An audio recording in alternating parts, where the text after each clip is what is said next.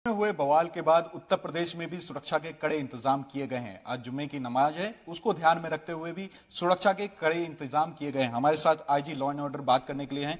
Sir, किस तरह के इंतजाम किए गए हैं पूरे उत्तर प्रदेश में, क्योंकि आज नमाज का भी दिन है?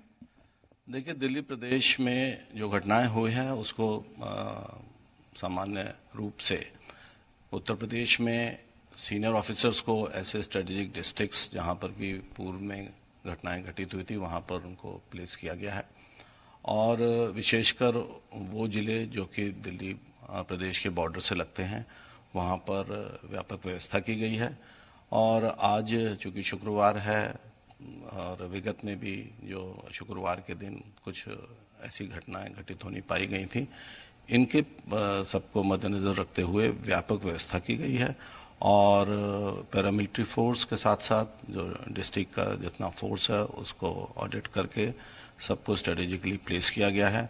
जगह जगह पर चेकिंग इत्यादि की व्यवस्था है।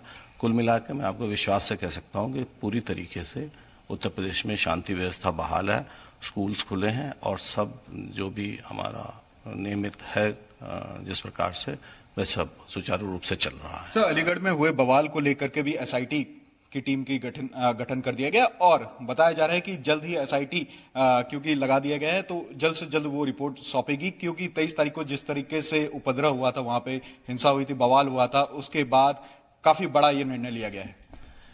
देखिए, ऐसा है कि ये एक लोकल अरेंजमेंट है।